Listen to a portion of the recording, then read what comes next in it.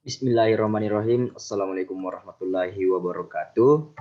Jadi kembali lagi bersama saya atas nama Muhammad Fatur Radi, NIM 20030150134. Mahasiswa jurusan Pendidikan Jasmani Kesehatan dan Rekreasi kelas C. Oke, alhamdulillah sebelumnya puji syukur kita panjatkan kehadirat Allah Subhanahu wa taala yang telah memberikan kita beribu-ribu kenikmatan, yang mana diantaranya adalah nikmat keiman, nikmat kesempatan, dan nikmat kesehatan, sehingga pada kesempatan kali ini kita masih dapat mengikuti proses rangkaian perkuliahan sebagaimana tugas yang diberikan oleh Bapak dosen kepada kami. Oke, selanjutnya salam serta salawat tak lupa pula mari kita curahkan kepada baginda Rasul Muhammad Sallallahu Alaihi Wasallam. Ialah Nabi yang diutus ke permukaan bumi ini sebagai uswatun hasanah bagi kita semua.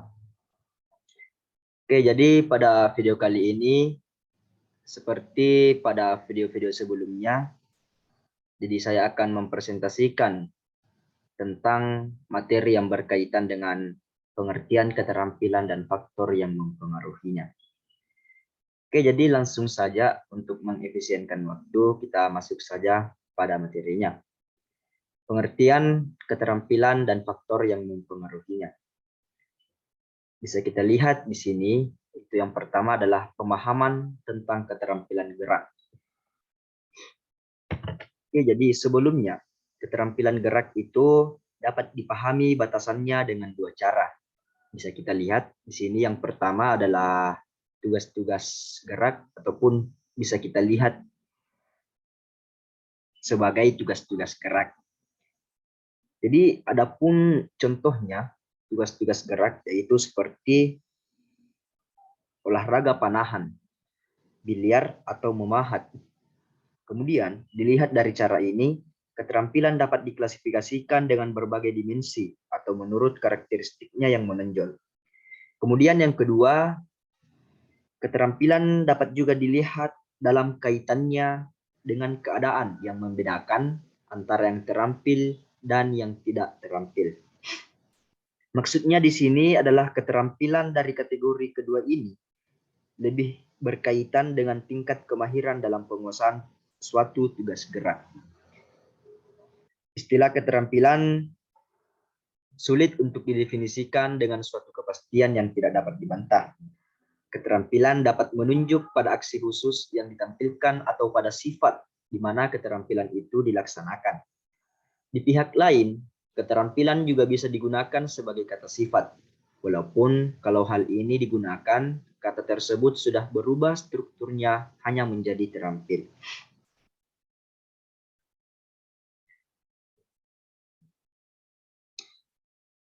Oke, kita lanjut.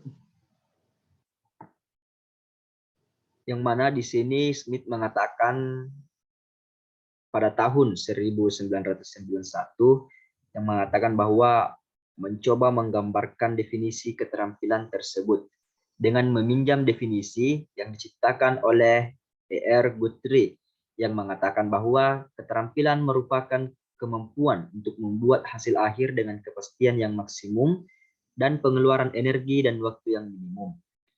Sedangkan Singer pada tahun 1980 menyatakan bahwa keterampilan adalah derajat keberhasilan yang konsisten dalam mencapai suatu tujuan dengan efisien dan efektif.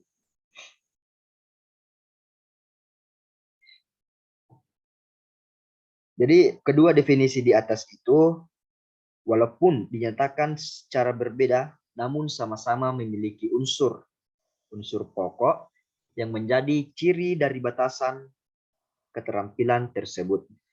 Jadi unsur-unsur itu bisa kita lihat di sini ada 4, yaitu yang pertama adalah di dalam keterampilan terdapat beberapa tujuan yang berhubungan dengan lingkungan yang diinginkan. Jadi misalnya menahan posisi handstand dalam senam atau menyelesaikan umpan ke depan dalam sepak bola. Dalam pengertian ini, keterampilan dibedakan dari gerakan yang tidak mesti memiliki tujuan, yang berhubungan dengan lingkungan tertentu, seperti menggoyang-goyangkan jari, tangan, tanpa tujuan. Jadi penjelasan ini menurut Smith pada tahun 1991. Kemudian unsur yang kedua, di dalam keterampilan pun terkandung keharusan bahwa pelaksanaan tugas atau pemenuhan tujuan akhir tersebut dilaksanakan dengan kepastian yang maksimum, terlepas dari unsur kebetulan atau untung-untungan. Jadi jika seseorang harus melakukan suatu keterampilan secara berulang-ulang, maka hasil dari setiap ulangan itu relatif harus tetap, meskipun di bawah kondisi yang bervariasi maupun yang tidak terduga. Pernyataan ini menurut Singer pada tahun 1980. Kemudian unsur yang ketiga, yaitu keterampilan menunjuk pada upaya yang ekonomis, di mana energi yang dikeluarkan untuk melaksanakan suatu tugas tertentu harus seminimal mungkin, tetapi dengan hasil yang maksimal. Jadi dalam hal ini, Smith mencatat bahwa dalam beberapa tugas gerak tertentu, efisiensi tenaga ini bukanlah tujuan utama, sebab tugas gerak seperti dalam tolak peluru atau sprint misalnya, mengharuskan pelakunya mengerahkan tenaganya dalam takaran yang maksimal. Kemudian unsur yang keempat adalah keterampilan mengandung arti pelaksanaan yang cepat dalam arti penyelesaian tugas gerak itu dalam waktu yang minimum. Jadi semakin cepat pelaksanaan suatu gerak tanpa mengorbankan hasil akhir atau kualitas yang diharapkan, maka akan membuat terakulnya keterampilan orang yang bersangkutan. Dalam hal ini, perlu dimengerti bahwa mempercepat gerakan suatu tugas akan menimbulkan pengeluaran energi yang semakin besar, di samping membuat gerakan semakin sulit untuk dikontrol ketepatannya. Jadi namun meskipun demikian, lewat latihan dan pengalaman, semua unsur yang terlibat dalam menghasilkan gerakan yang terampil perlu dikombinasikan secara serasi. Kemudian, sebagai perbandingan dari keempat unsur di atas, H.W. Johnson dalam Singer 1980 mengidentifikasi adanya 4 aspek atau variabel yang mencirikan keterampilan. Keempat aspek itu adalah kecepatan, akurasi, bentuk, dan kesesuaian. Oke, yang pertama keterampilan. Maaf. Jadi yang pertama, keterampilan harus ditampilkan dalam batasan waktu tertentu yang menunjukkan bahwa semakin cepat semakin baik. Yang kedua, keterampilan harus menunjukkan akurasi yang tinggi sesuai dengan yang ditargetkan.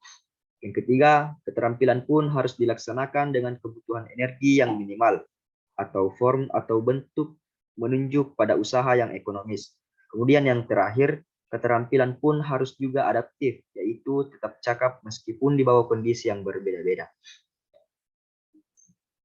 Selanjutnya, nomor 2 yaitu klasifikasi keterampilan, perspektif tugas. Sebelumnya, salah satu cara melihat konsep keterampilan adalah dengan melihatnya sebagai sebuah tugas. Isunya di sini adalah untuk menetapkan karakteristik yang menonjol dari tugas gerak yang dapat dilakukan pelaku untuk membedakan satu dengan lainnya. Karakteristik dimaksud adalah untuk mengklasifikasikan keterampilan menjadi beberapa macam dan kelas. Jadi kemudian setidaknya ada 4 karakteristik yang dapat dikemukakan di sini, yaitu dilihat dari atau dikaitkan dengan yang pertama, stabilitas lingkungan, yang kedua, cara tugas tersebut dilakukan, yang ketiga, ketepatan gerakan yang dimaksud, dan yang keempat adalah relativitas pentingnya elemen gerak dan kognitif. Kemudian kita lanjut ke bagian A, yaitu keterampilan terbuka dan tertutup.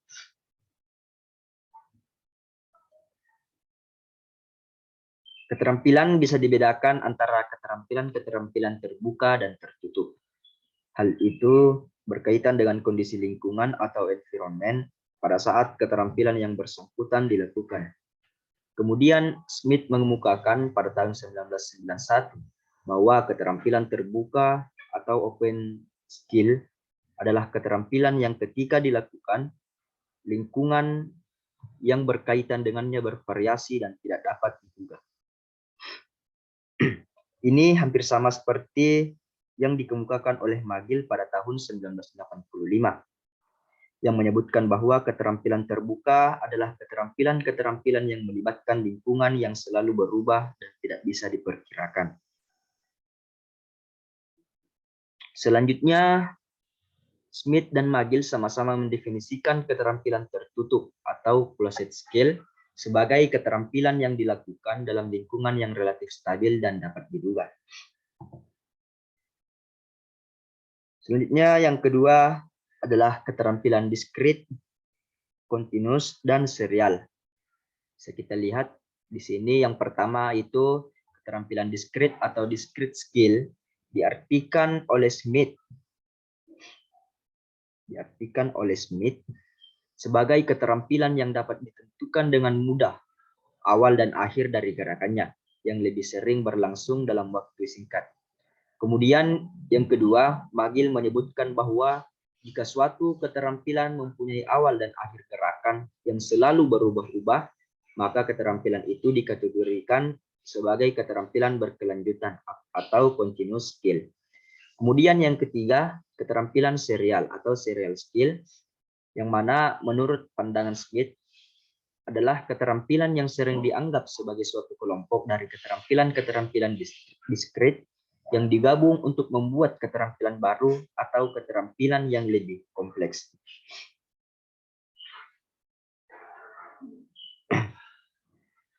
Oke, kita lanjut pada bagian C, yaitu keterampilan gerak kasar dan keterampilan gerak halus.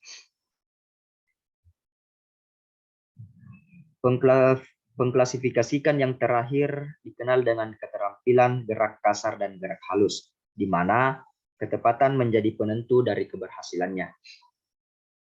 Magill membatasi keterampilan gerak kasar atau gross motor skill sebagai keterampilan yang bercirikan gerak yang melibatkan kelompok otot-otot besar sebagai dasar utama gerakannya.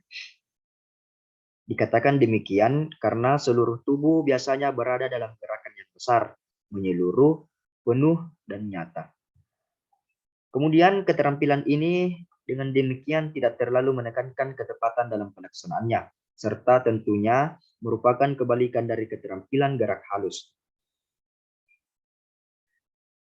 Berjalan, berlari, melompat, melempar, serta kebanyakan keterampilan dalam olahraga dimasukkan sebagai keterampilan gerak kasar. Namun demikian, berhasilnya penampilan keterampilan ini tetap memerlukan koordinasi gerak yang tinggi, sebab tidak ada satupun keterampilan olahraga yang tidak disertai oleh keterampilan yang halus. Semua gerakan atau tindakan terdiri dari sebuah kontinum antara yang halus dan yang kasar. Kemudian, keterampilan gerak halus atau fine motor skill adalah keterampilan-keterampilan yang memerlukan kemampuan untuk mengontrol otot-otot kecil atau halus untuk mencapai pelaksanaan keterampilan yang sukses. Jadi biasanya menurut Magill pada tahun 1985, keterampilan ini melibatkan koordinasi neuromuskular yang memerlukan ketepatan derajat tinggi untuk berhasilnya keterampilan ini. Keterampilan jenis ini sering juga disebut sebagai keterampilan yang memerlukan koordinasi mata dan tangan. Menulis, menggambar, dan bermain piano adalah contoh-contoh dari keterampilan tersebut. Kemudian Malina pada tahun 1991 menegaskan hal ini dengan mengemukakan contoh pelaksanaan lambungan bola softball atau pitching yang membutuhkan baik ketepatan dan kecepatan. Ketepatan memerlukan derajat ketelitian dan pengontrolan jari dan tangan, sedangkan kecepatan memerlukan lebih banyak gerak kasar dari lengan dan tubuh untuk memberikan daya lempar yang mencukupi. Selanjutnya kita melangkah kepada bagian D, yang mana keterampilan gerak dan keterampilan kognitif.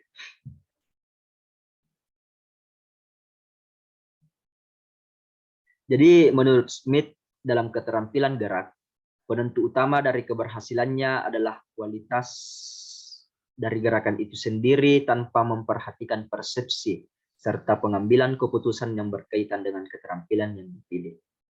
Kemudian Dalam keterampilan kognitif, hakikat dari gerakannya tidaklah penting, tetapi keputusan-keputusan tentang gerakan apa dan yang mana yang harus dibuat merupakan hal yang terpenting.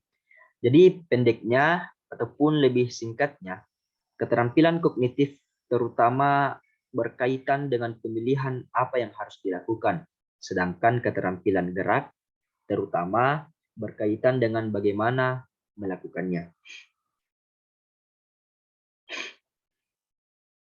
Oke, jadi ukuran ini seperti juga yang lain hanyalah merupakan kontinum, sebab tidak ada keterampilan yang benar-benar keterampilan kognitif atau benar-benar keterampilan gerak.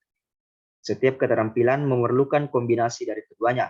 Kebanyakan keterampilan yang nyata biasanya berada di antara kedua ujung dari pengkutuban kedua keterampilan ini dan merupakan kombinasi kompleks dari pembuatan keputusan dan pelaksanaan gerakan. Selanjutnya, yang ketiga adalah klasifikasi keterampilan perspektif, penguasaan penampilan. Jadi kita juga dapat mengklasifikasikan keterampilan dari sudut keadaan yang membedakan antara penampil terampil dan penampil yang kurang terampil. Banyak kualitas dari penampilan terampil yang dapat dipertimbangkan, terutama dengan mengajukan definisi yang dikemukakan oleh ahli psikologi, E.R. Guthrie, yang mencakup 3 keadaan penting. Jadi menurut Guthrie, keterampilan adalah kemampuan untuk membawa hasil akhir dengan kepastian yang maksimum dan pengeluaran energi yang minimum dan dalam hal waktu yang juga minimum.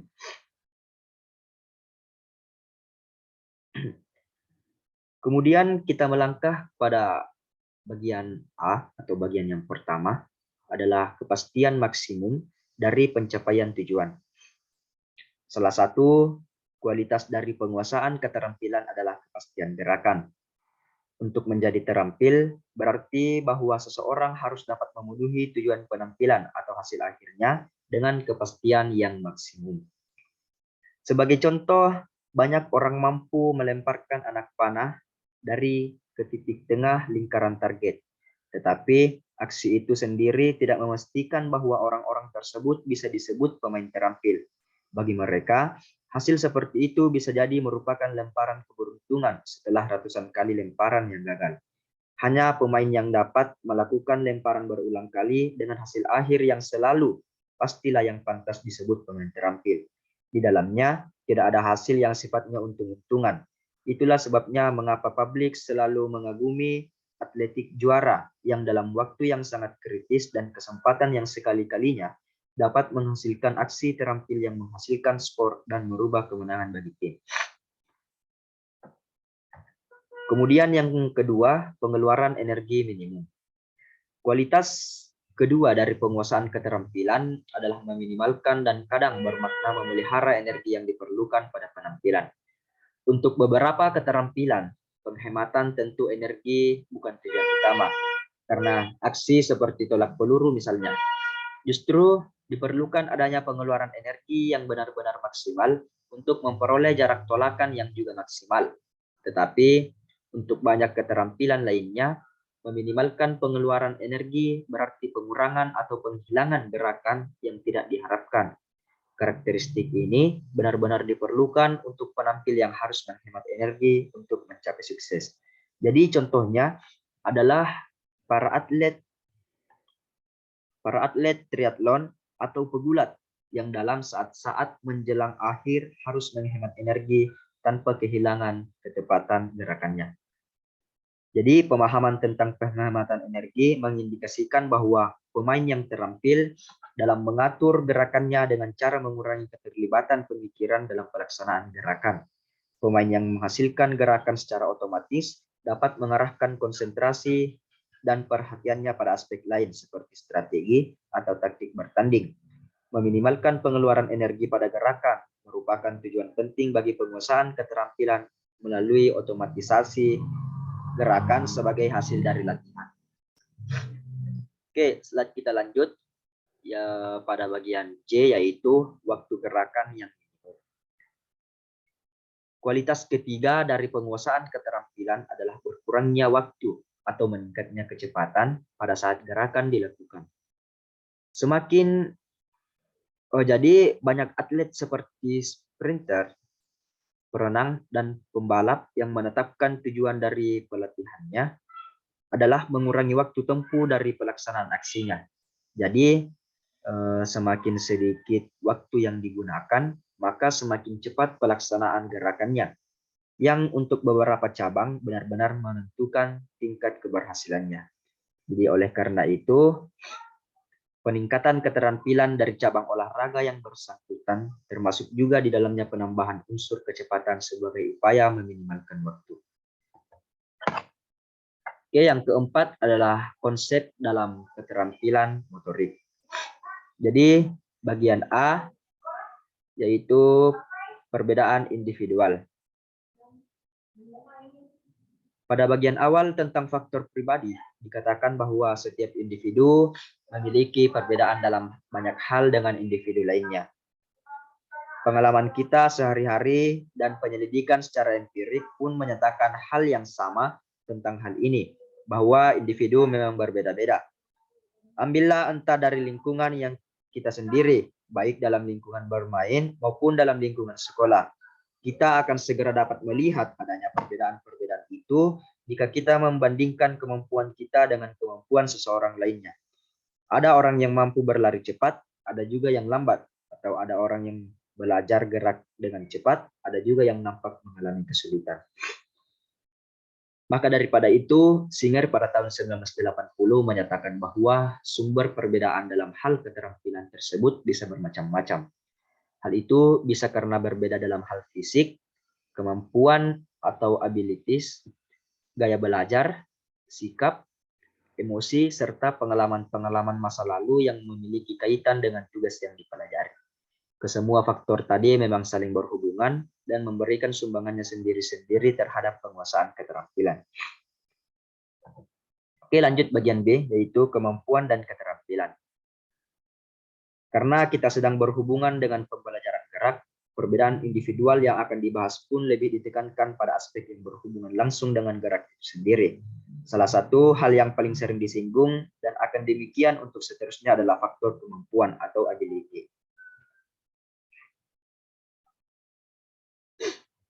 Kemudian para ahli seperti Singer pada tahun 1980, Fleischmann 1972, serta Smith 1991 menyatakan bahwa kemampuan dan keterampilan harus dibedakan dalam pengertiannya. Kemampuan diartikan sebagai ciri individual yang diwariskan dan relatif abadi yang mendasari serta mendukung terbentuknya keterampilan. Ini menurut pandangan Smith pada tahun 1991. Kemudian keterampilan mengacu secara spesifik pada tugas tertentu serta dicapai dengan adanya latihan serta pengalaman. Ini berdasarkan pandangan dari Singer pada tahun 1980.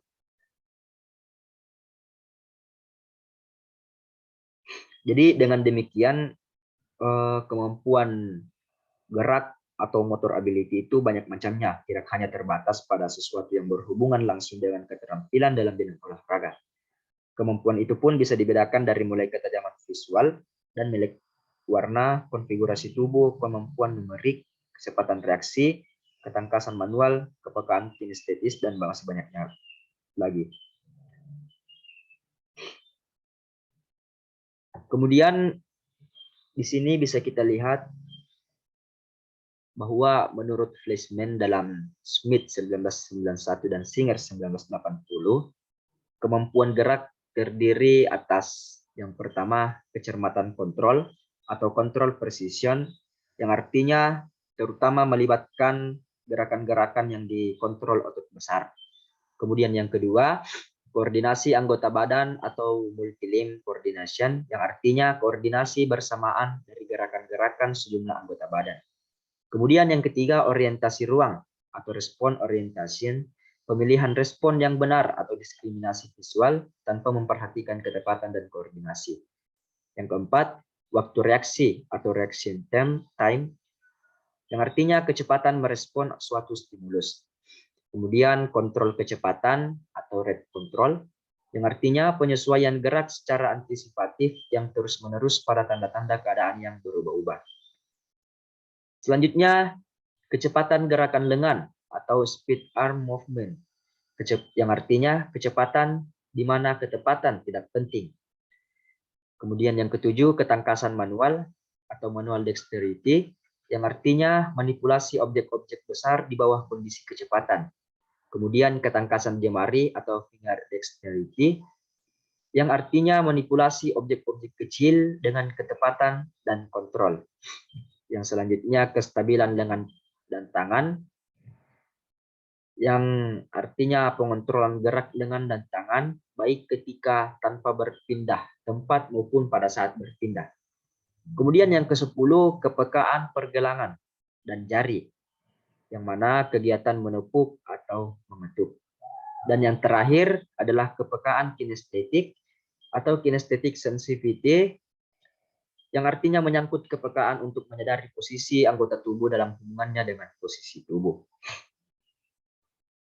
Oke, jadi bisa kita lihat juga di sini bahwa dalam kaitannya dengan penampilan olahraga dan kerja fisik lainnya, yang diperlukan adalah kemampuan kecakapan tubuh, yang antara lain disebutnya sebagai yang pertama kekuatan statis, yang kedua kekuatan dinamis, yang ketiga kekuatan eksplosif, keempat kekuatan torso, kelima kelentukan yang luas, yang enam kelentukan dinamis, yang ketujuh koordinasi tubuh, kedelapan koordinasi anggota tubuh, dan yang terakhir adalah stamina.